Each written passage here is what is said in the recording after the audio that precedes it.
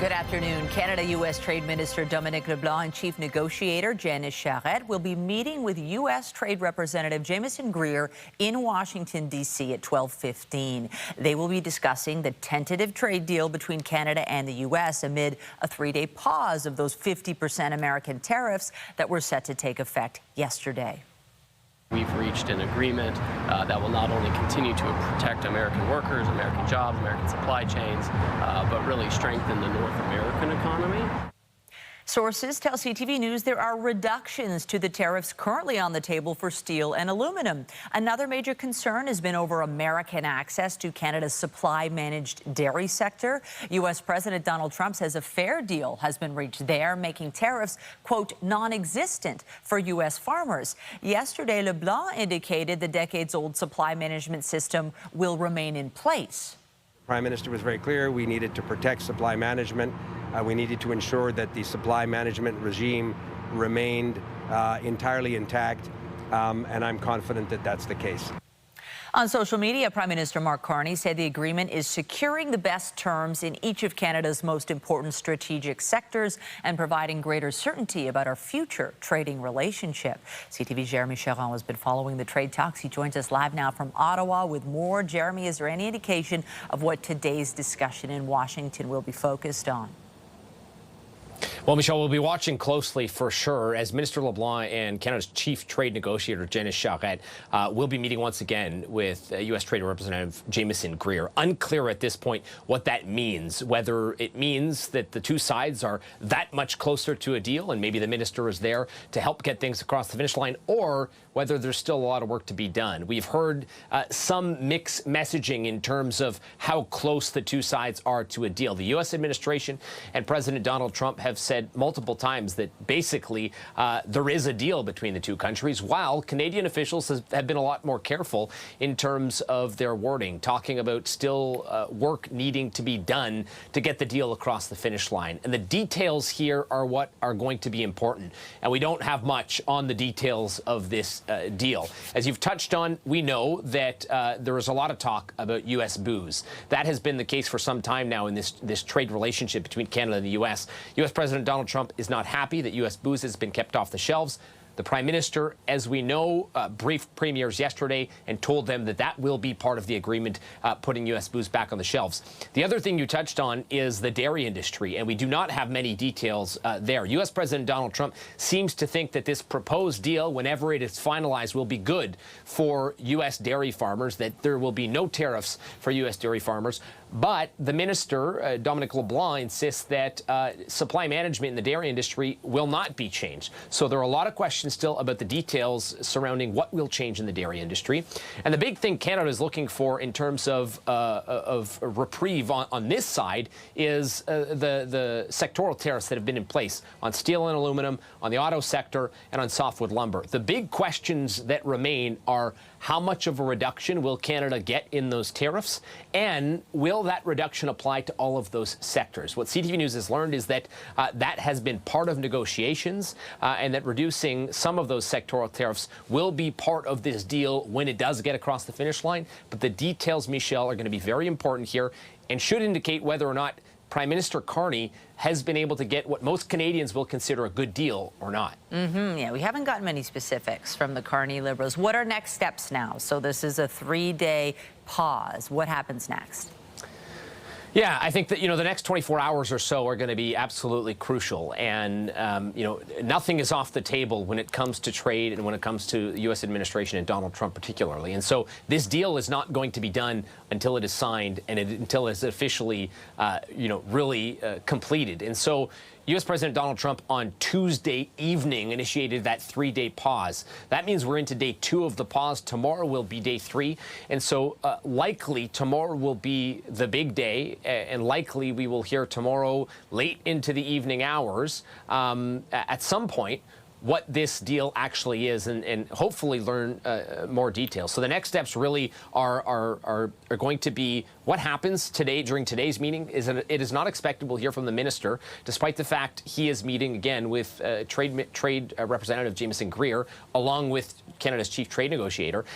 It's not expected we'll get an update from them today, but we will see the two sides meet. And then tomorrow will be a crucial day as well, as it comes down to the wire on that 3-day pause, of course. CTV Jeremy Charon live for us in Ottawa. Thank you. Yeah, anytime, Michelle. And he touched on it. U.S. booze could be returning to shelves across the country, including here in Ontario, as part of the trade deal with the U.S. Several premiers say the Prime Minister has asked them to lift provincial bans on American liquor. CTV's Queen's Park Bureau Chief Siobhan Morris has been following this side of the story. She joins us live now with more. Siobhan.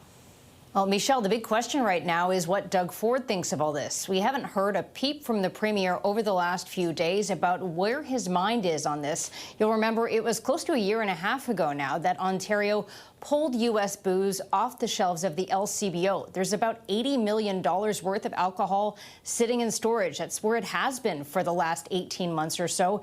And the Premier has been pretty emphatic that it's not coming back. He had been saying until all the tariffs were removed. We're not clear if that remains his thinking. We have heard from some of his allies. Tim Houston, the Premier of Nova Scotia, he is willing to put U.S. booze back on the shelves of liquor stores in that province. Our closest indication is something we heard from the Premier last week. Take a listen. During the negotiations, if we get a fair deal that will protect our steel sector, our auto sector, our forestry sector, agriculture sector, manufacturing sector, then we'd be more than happy to bring booze back on the shelves only if we have a deal that's going to protect those sectors. The Prime Minister has asked us to look at that. It's been an irritant. It's been something that has kind of really bothered the United States for so many reasons. Now, whether Nova Scotians or whether Canadians will actually buy it when it gets back on the shelves, that's a whole nother discussion. That is borne out in research. We did see a poll from Nanos Research done for CTV News about a week ago, and it found close to 3/4 of Canadians say that even with U.S. booze back on the shelves, they'd walk on by, stick to other options. We know that Ontario wineries, breweries, and distillers have seen a huge spike in their sales over the last 18 months. Reporting live from Queen's Park, I'm Siobhan Morris. Michelle, back to you. Thank you, Siobhan. Still to come, Ontario's Education Minister expects the school year to start as usual, despite labor unrest among education unions. We'll have those details a little later in the newscast. A home was struck by gunfire in Etobicoke overnight. CP24's Courtney Hills has been following this story and joins us live now with the latest. Courtney. Good afternoon, Michelle. Residents who live on this quiet street in Rexdale are shocked with what happened here overnight. Many concerned because this is the second time something like this has happened in the neighborhood. Behind me, the home that was struck by gunfire. The scene is cleared. Police were here for much of the morning, and they say they were called here at about 4 o'clock over reports of shots fired. They found evidence of gunfire, and we noticed officers focused on a number of shell casings on the road just outside of the home, some bullet holes in the garage door, even shots inside the home. We noticed bullet holes inside the front hallway, and the police had marked those holes that were inside. No injuries to report, but again, so very concerning for people who live around here. I talked to a couple of people who heard the gunfire. Like it's 4 o'clock in the morning. It happened. It's 4 o'clock in the morning. I heard like 3 shots. Yeah, in the morning. That's all I heard. Yeah. Did you know it was a shooting? Yeah. I know. It's feel like shooting because it's a silence after that. Yeah. Totally quiet. Just 3 shots and then quiet after that. That's all. I see the 3 days ago, the shot in the morning, 3 a.m. And it's scary that time, you know. And I see yesterday night again, same thing. But I see some problem there, you know. Yeah. And it's scary. So you said your wife heard? Yes, 3 a.m. in the morning. And again, same yesterday, same time, you know, 3 to 3:30 a.m. But I didn't hear, my wife heard it. And it's scary, she said, again, it's happening. And it was just a couple of days ago that residents woke up to a very similar scene. It was early Tuesday morning. Shots rang out on this same street toward a home. A gunfire struck a home, a couple of cars, no injuries there. The police still investigating that case. And there's nothing to suggest there is a link between the two, but that will be something investigators will look into. For this latest case, Michelle, we have no information on a suspect or suspects. That will be the focus for investigators and, of course, what the motive is. Over to you. CP24's Courtney Hills live for us. Thank you. And shots were fired in North York overnight. Police called to a home on Burnett Avenue near Yonge and Shepherd, where they found multiple shell casings. Investigators have not provided any details about possible suspects, and no injuries reported here. Police are searching for a man accused of sexually assaulting a 6-year-old child at a downtown park. Police have released these images of the suspect on Tuesday afternoon. Police were called to Roundhouse Park near Bremner and Lower Simcoe for reports of a sexual assault. Investigators say the child was playing on trains in the park when the suspect is alleged to have walked up and sexually assaulted them. The suspect was then confronted by a parent and ran away. Police are asking anyone with information to come forward.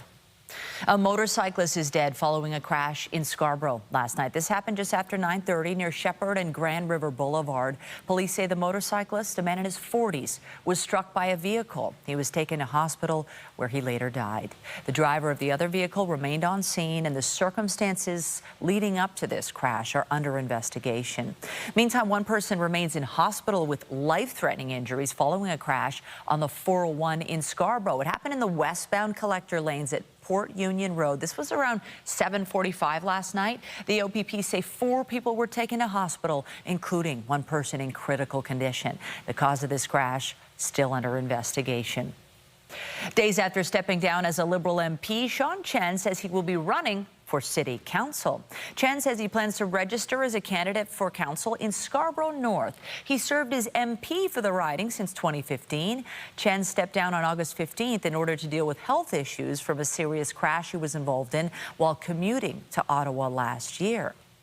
Ontario Education Minister Paul Calandra was asked about the labor unrest among some of the province's education unions this morning. He says he expects the school year to start as usual.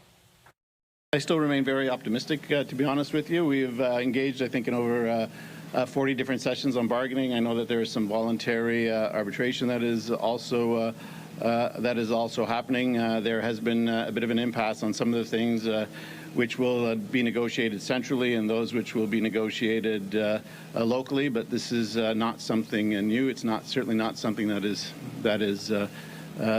unexpected. We remain committed to get a negotiated settlement so that teachers have certainty, parents have certainty, and students have the best opportunity to succeed.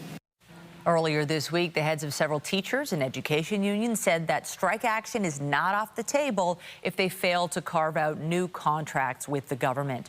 Bargaining was paused for every union but the Ontario English Catholic Teachers Association over a dispute regarding which issues are negotiated with the province at a centralized versus local level. Most students in the province will head back to class on September 8th. It is set to be a busy weekend in the city with a number of events on tap, including the CNE and several high-profile concerts. Transit agencies say they're taking steps to make sure everyone is able to get around smoothly. CTV's John Musselman joins us live now from Union Station, which will be bustling, John. Sure will, Michelle. As you know, there's so many events in the summer weekends, and especially this weekend. As you mentioned, we've got the CNE opening on Friday. We've got the Ed Sheeran concert at the Rogers Centre. We've got BTS up at Downsview. So the Metrolinx and TTC will have to be moving thousands of people around this area today, and they say they are ready for the weekend, including extra service on the GO lines and the TTC as well. Factoring in the extra clients they'll have to move around this weekend. Again, thousands of people will be coming into the city from all over different regions here. The Union Station will be the hub. People moving up to Downsview and beyond for these events. We did have a chance to speak to Metrolinx and the TTC. Here's what they had to tell us just a short time ago. We're going to have additional weekday and evening trains. For instance, those wanting to stay in the city longer, we're going to be offering Lakeshore West evening train leaving approximately 12:17 a.m. as opposed to 11:47 p.m., along with some additional GO buses leaving Union Station later on in the evening. We will have our rapid response teams. We'll have the different express bus routes functioning. We'll have the 509, 511. We'll have our customer service agents on board. So we deal with the customers. We'll deal with any issues that should occur in a rapid response time, so it doesn't impact upon service. So we're not starting from zero, we're starting from a very strong position, and we're ensuring the learnings, the customer experience, the safety factor, the ability to get to A to Z, as I highlighted here, which we've delivered in today with the SRT, will be there, and everyone will feel the benefit of. And Michelle, the TTC went on to say that they did learn a lot during the World Cup experience here in Toronto, so that should help this weekend, moving a lot of people around, thousands of people to all of these events. Reporting live outside Union Station, I'm John Musselman. I'll send it back inside to you. Thank you, John. Nice to know. We've learned some best practices, really appreciate it. And with a busy summer weekend in front of us, you want perfect summer weather to go along with it. A live look this hour at our skyline. And it's beautiful right now. We are into a nice little stretch of sun and warmth. But the weekend, although we're still a few days out, could be unsettled. Lindsay Morrison is here with a look at the current conditions. Lindsay. Yeah, Michelle, listening to everything that's happening in the city this weekend, and in particular a couple of outdoor events, the weather could certainly be a factor in how your plans progress. But today, it's pretty good out there. It is dry. It looks like the active weather staying stateside. A couple of showers early this morning around Fort Erie. Now we are seeing cloud cover move out too. Plenty of sunshine to the west of us here at this time. And as we make our way through the afternoon, we are expecting further clearing. So that will be nice. I'm just going to see if we can advance these boards manually here for a moment. My clicker not quite behaving, but 22 degrees at Pearson Airport. It feels like 24 once you factor in the humidity. Winds today, for the most part, are coming from an easterly direction, fairly light in nature, but that east wind, you often feel it. So there was a bit of a chill in the air early this morning. We are looking at a 7 on the UV index for today, which is high, not very high like we've become used to so much of this summer. The afternoon at a glance, it's looking quite lovely. So more sunshine if you're still seeing a bit of cloudiness right now. 26 degrees is going to feel more like 29. But yes, we do have some active weather to talk about this weekend. So that's coming up in your forecast. For now, though, Michelle, back to you. Thanks, Lindsay. Turning now to the latest on the wildfire situation in northern Ontario. Canadian and Mexican crews are keeping up efforts to control the massive Rinker Lake complex north of Thunder Bay. Officials said activity remained low through yesterday. This morning, the province revoked its evacuation and implementation orders related to those fires. They covered a number of communities west of Lake Nipigon. Use of roads and lakes there is now allowed once again. Across the northwest, there was one new fire confirmed yesterday for a total of 69 active wildfires, 7 deemed out of control. In the northeast, there was also one new fire yesterday for a total of 42, 1 out of control. In BC, the Bald Range wildfire is still burning out of control. Still, residents in the nearby community of Summerland are returning to their homes. More than 4,500 properties were taken off the evacuation list this week after about 10 days, but they do remain on evacuation alert. Some who live on the outskirts and in rural areas are waiting to go home as crews assess ongoing risks and repair power infrastructure. A new hydro deal announced earlier this week between Quebec and Newfoundland and Labrador is being touted as the biggest clean energy investment in Canadian history. However, some residents near the site of the project are concerned it could create trouble. CTV's Garrett Barry reports. Thousands and thousands of jobs have been promised if this new hydro deal gets to the finish line. But while politicians are celebrating, the new and better deal finally in our hands.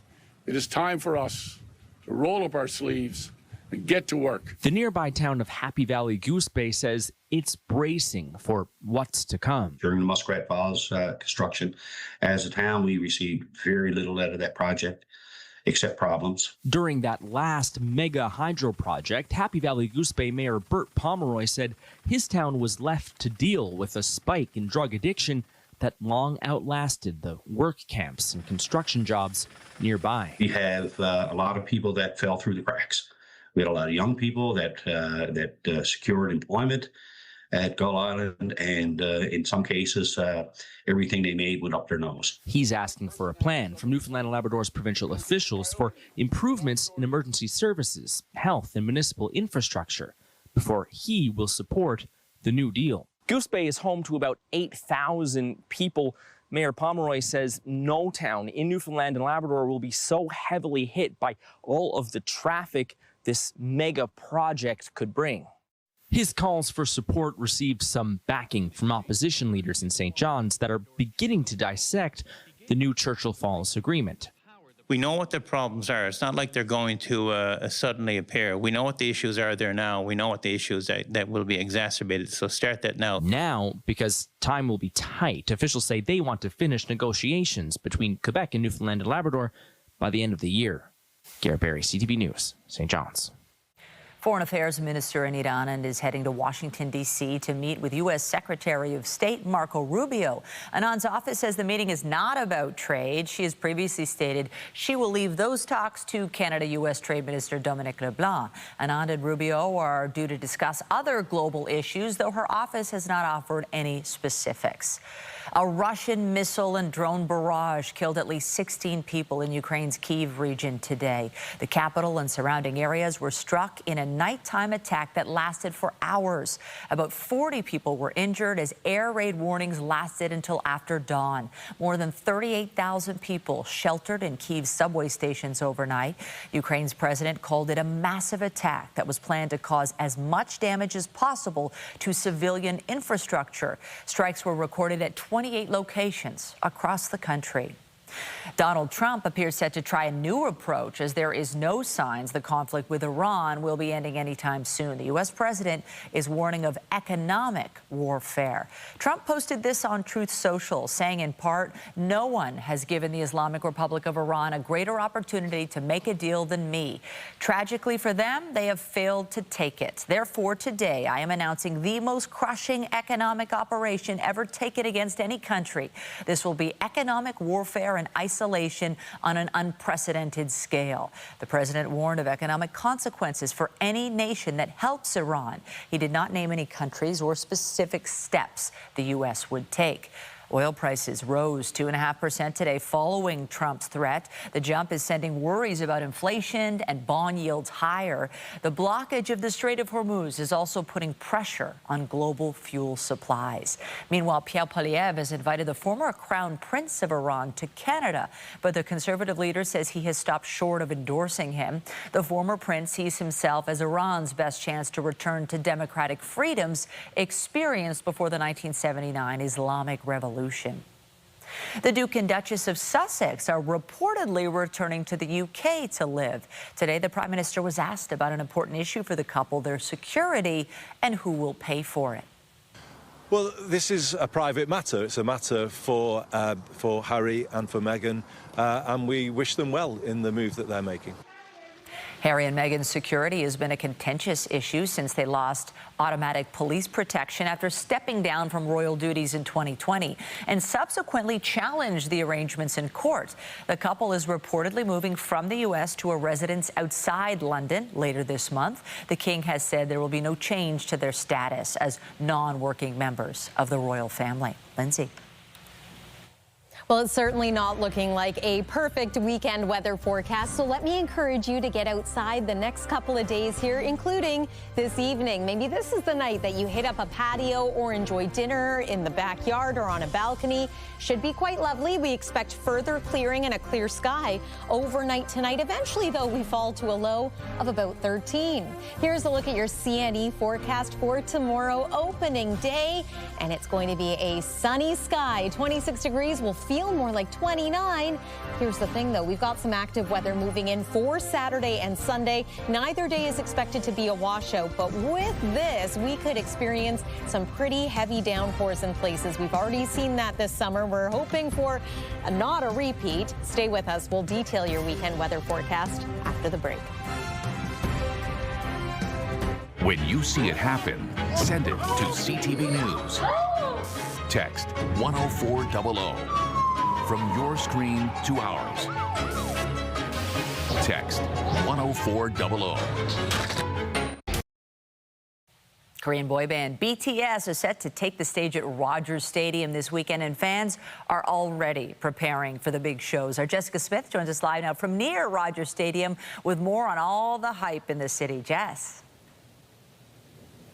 Well, Michelle, it's been almost 10 years since the band has been here. They were founded in 2013, and it's so exciting. And they're bringing their RE Rung World Tour right here to Rogers Stadium for 2 back-to-back sold-out nights, and it is going to be exciting. There's roughly 50,000 people expected both nights, so about 100,000 people set to make their way here throughout the weekend, so you know it is going to be busy.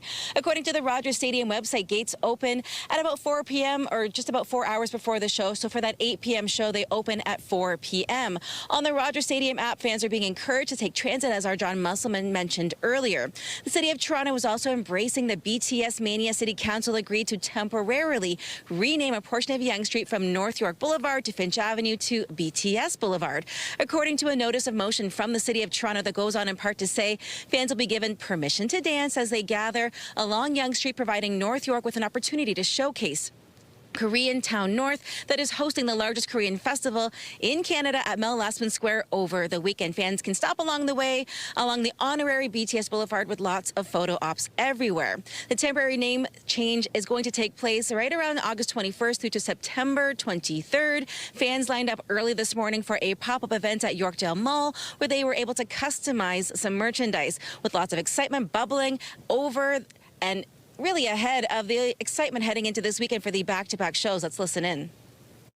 It's been a long time coming, and it just feels so special to see the boys like back in Toronto, back in Canada, and I know like the city is like doing all that they can to welcome them. I'm going on Saturday. Yeah, I flew in from Calgary yesterday, and then my aunt drove me. We left at like 6 a.m. to get here this morning. Definitely their music just really speaks to you, and they always cover really deep subject matters, and we just really love them. We're so excited. Just for the music, and they are good people, so want to follow them more. Now, I checked Ticketmaster this morning. There is not a single ticket left. It is sold out both nights, so you know it is going to be exciting, but also very, very busy down here. Again, both shows begin at 8 p.m. here at Rogers Stadium. It is going to be something wonderful. Reporting live, I'm Jessica Smith. Michelle, I'll send things back inside to you. Thank you, Jess. Yes, I think BTS are going to be blown away by the reception that they get at Rogers Stadium. I really hope the weather doesn't dampen things, although we've seen many massive concerts happen there with a lot of rain, and it's not the end of the world unless they cancel it. Exactly. It is a rain or shine event that is expected to happen. Of course, that hasn't always been true. Just earlier this summer, there were a couple of weather cancellations. Fingers crossed. I think fans are going to want to consider a poncho, though, especially for Saturday night. We've got some, at the very least, showers. Worst case, some torrential downpours on the way. Maybe some thunderstorms as well. But ahead of that, we've got some nice weather to enjoy today and to look forward to tomorrow. Weather is brought to you by the Presler Law Firm. Injury lawyers, you don't pay unless they win. I do wish those concerts were tonight and tomorrow night, but hey, guess what else is happening tomorrow? Opening day of the CNE, and it looks like the Midway is ready to go. This live look coming from Hotel X, a nice camera that we have there, and the sun is shining. We've been waiting for the cloudiness to clear. It looks like that has happened around the city of Toronto and much of the GTA. So let's talk temperatures for your afternoon.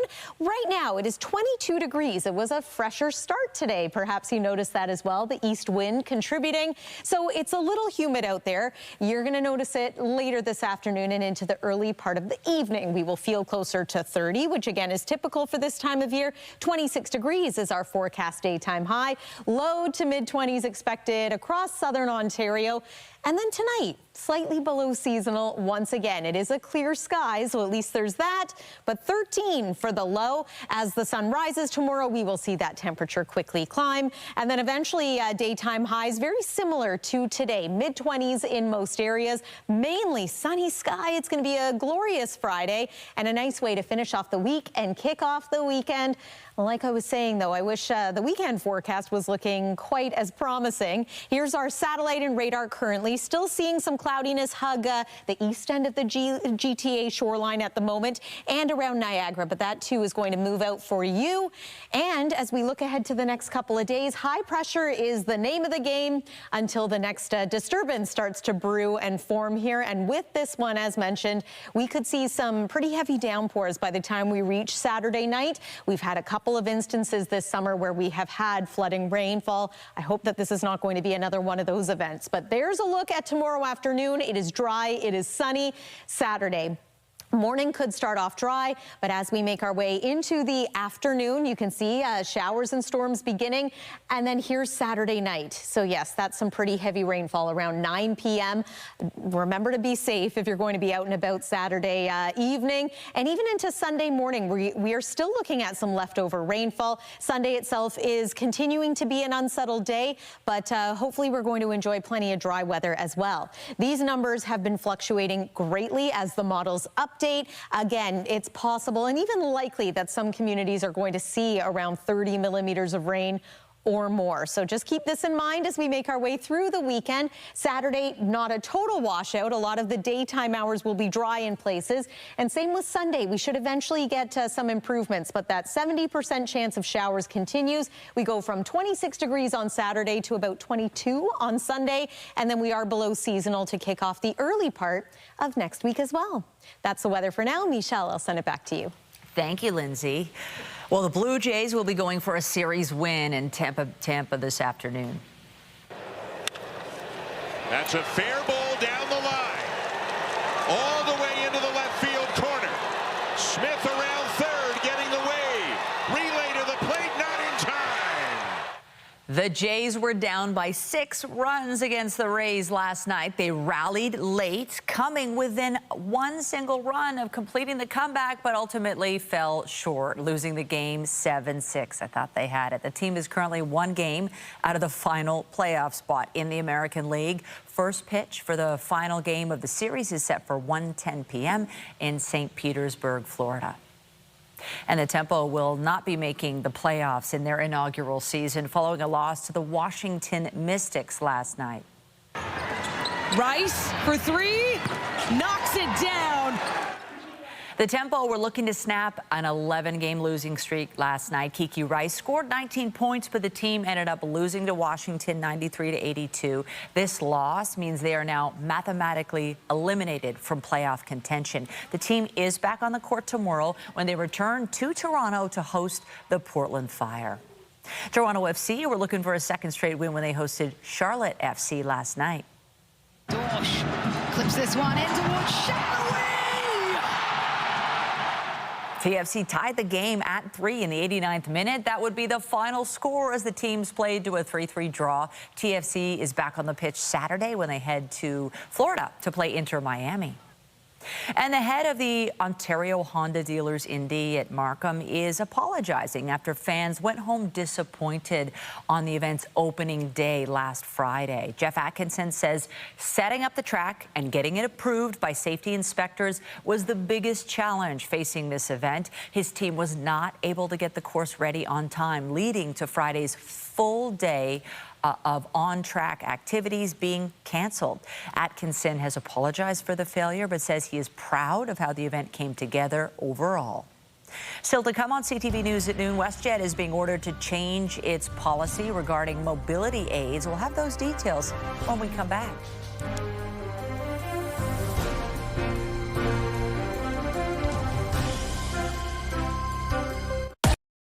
SickKids tells CTV News it was targeted in a cybersecurity incident that managed to gain unauthorized access to its systems.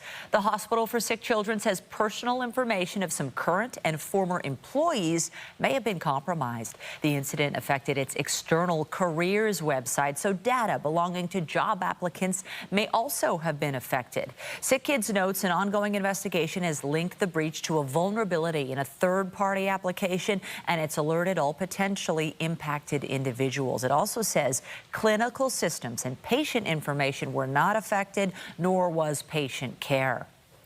Kitchener-Waterloo Oktoberfest is sounding the alarm about scams targeting vendors and small businesses. CTV's Alexandra Hollick has more on an impersonation scheme that already costs some would-be vendors hundreds of dollars. For nearly 60 years, the spirit of Gemütlichkeit has descended on downtown Kitchener. Carlsberg Square transforms into Willkommenplatz, welcoming thousands of people and dozens of vendors. But in the lead up to this year's celebrations, organizers of the Kitchener-Waterloo Oktoberfest are tapping in with a word of caution.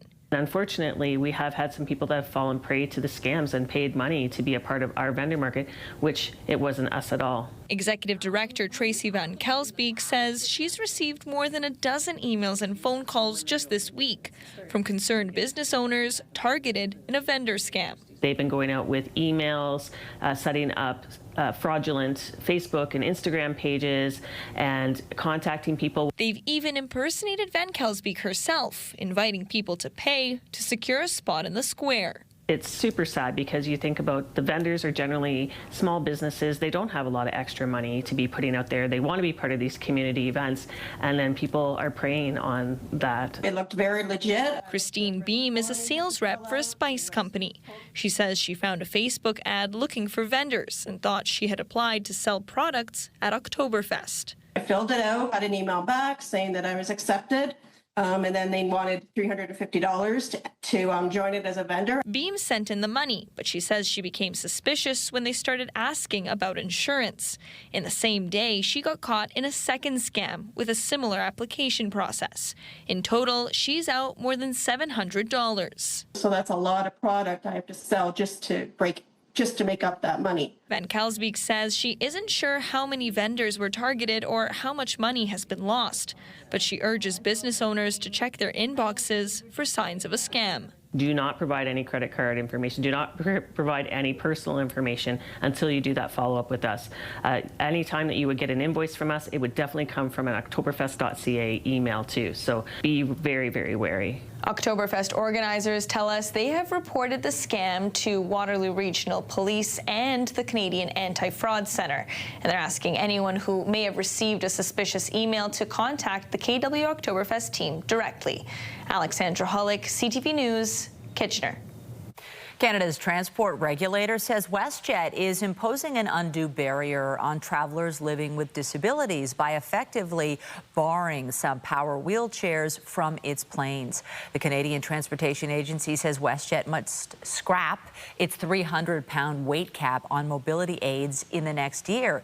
It says WestJet should use spreader plates to better distribute the wheelchair's weight in the cargo hold and arrange alternative travel with other airlines until then. The case was brought by Stephen Fletcher, a former federal minister of state for transport, after he was prevented from flying with his custom wheelchair.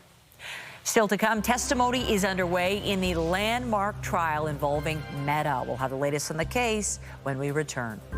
Get Toronto's top stories, breaking news alerts, and watch live. Download the CTV News app.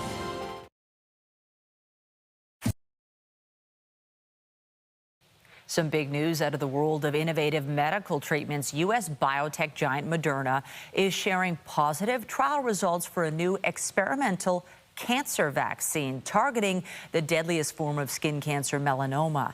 Moderna and Merck are developing the treatment together. It relies on mRNA technology, the same technology used in COVID vaccines. The cancer shots are designed based on each patient's tumor, and they're designed to teach the immune system to recognize the unique genetic fingerprint of their cancer. The companies say when paired with an existing immunotherapy, the new vaccine treatment helped reduce the risk of cancer returning or spreading further. They said they plan to present the full study results at an upcoming international medical meeting, with no timeline on applying for regulator approval in the United States. A former engineering director at Meta has testified that CEO Mark Zuckerberg created a culture that may have led to the company shirking responsibility for protecting children on its platforms. Arturo Bejar told a court that Zuckerberg is heavily involved in all decision-making. He is the first witness in the landmark trial, which is seeing 29 states sue the tech giant. They're accusing Meta of designing platforms to addict young users and illegally collect data data from people under 13 years old. Meta has denied any wrongdoing and insists Bijar's opinions are beyond the scope of his work. The rise of artificial intelligence is a growing concern for many industries, including the music business. Performers are battling waves of AI-generated content and calling for regulation to help separate what's made by humans and what is made by machines. CTV's Alex Karpa reports. Jacob Hurd lives and breathes music, picking up and playing the guitar any chance he can. He's a musician and composer who has performed with dozens of Winnipeg bands and written around 100 songs. After nearly 2 decades in the industry, he's adapted to sweeping technological changes. But the rise of artificial intelligence has him increasingly concerned. A lot of people are using it to just undermine the very foundations of the creative process. All local Manitoba bands. It's a concern shared by local musician and podcaster Joel Emerson, who says it's becoming more challenging to manage and limit the use of AI. We're losing our creativity, we're losing our love of live music as well, because these AI artists aren't going to perform it live. First time in San Juan. The Puerto Rico song went viral on social media and became a hit song when it was posted in April, but it wasn't made by a traditional musician. Instead, created by AI, something Emerson is starting to see more of. You just see some AI artists that are just putting music out, getting paid, and then they're releasing 60 songs a year. Back in June, the federal government released its AI strategy, but the issue of copyright protection for Canadian content creators was not mentioned. Musicians like Emerson and Hurd would like to see some regulations in place, but tech experts say it's not that easy. It is increasingly difficult to build systems that can detect AI-generated content. Right? The whole point of AI is that it makes stuff that sounds and looks just like humans can make, and so we can't rely on detection systems to find it. We have to rely on the models to label it. As AI continues to reshape the way music is made, local musicians say the challenge will be making sure the technology doesn't come in the way of those who continue to make music. Alex Karpa, CTV News, Winnipeg. With a quartet of Beatles biopics currently in production, a rights company representing the Fab Four has signed a new merchandising deal. Love, love me do. You know I love you. Apple Corps Limited and Universal Music Group say they've reached a long-term global partnership related to the Beatles. The deal with UMG covers worldwide physical and digital merchandise, licensing, and e-commerce on behalf of the band. The announcement comes as director Sam Mendes is working on the Beatles, a 4-film cinematic event. These movies will tell the story of each band member, with Harris Dickinson playing John Lennon, Paul Mescal portraying Paul McCartney, Barry Keoghan and as Ringo Starr, and Joseph Quinn as George Harrison. They're expected to debut in 2028. Coming up, a historic feat of strength. We'll have more on an Ontario woman who became the first to lift a piece of Scottish history. Her story next.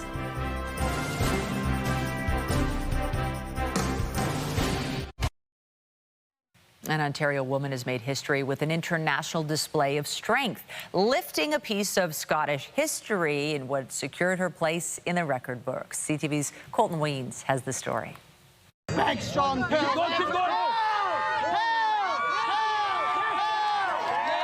Laurie McDougall-Sukrach entered the record books on August 1st, becoming the first woman from Canada to lift the historic Dinnie Stones in Scotland. I was the 22nd woman all-time to lift the historic Dinnie Stones in Scotland. They weigh 733 pounds combined.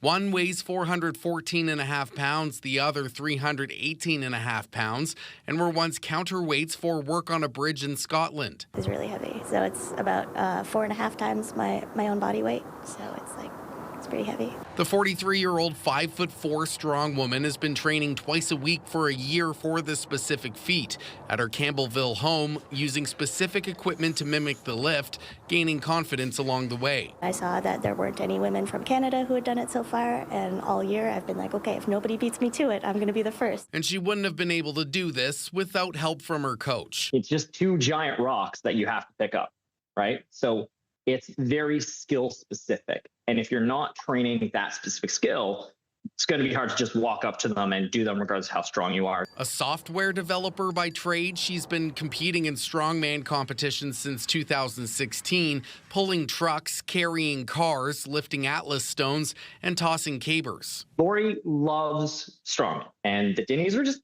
kind of like the next step. Well, McDougall Sucreg has already lifted her goal. She's planning to head back to the UK and continue lifting historic stones. I will try to lift other things. I haven't decided yet what my next kind of like big goal is going to be. Even if there's something that she doesn't really know about yet, if she hears about it, she's immediately going to be like, I'm going to do that next. But no matter what, she'll always be the first Canadian woman that's lifted the Dinnie stones. Colton Ween, CTV News, Campbellville.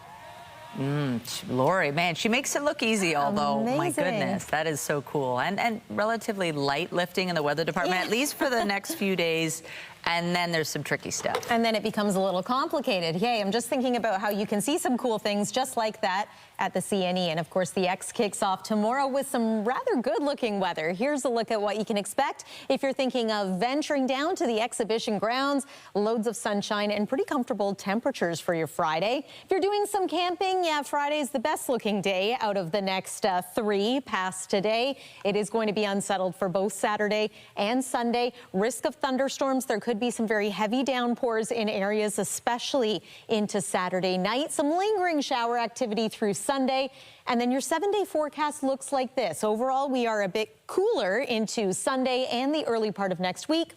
Doesn't look like this is a permanent change. We should warm back up to seasonal, but we're going to keep an eye also on a couple of days next week for the chance of showers, or at the very least a little bit of cloudiness through the middle of next week. But yes, today and tomorrow, Michelle, good days to get outside before all that active weather this weekend. Thank you, Lindsay. Appreciate it. And that is CTV News at noon. Remember, you can get Toronto's breaking news all day long on CP24 and at ctvnewstoronto.ca. For Lindsay Morrison and the whole team here, have a pleasant afternoon. I'm Michelle Dubé. Be sure to join us later for CTV News at 5 and 6.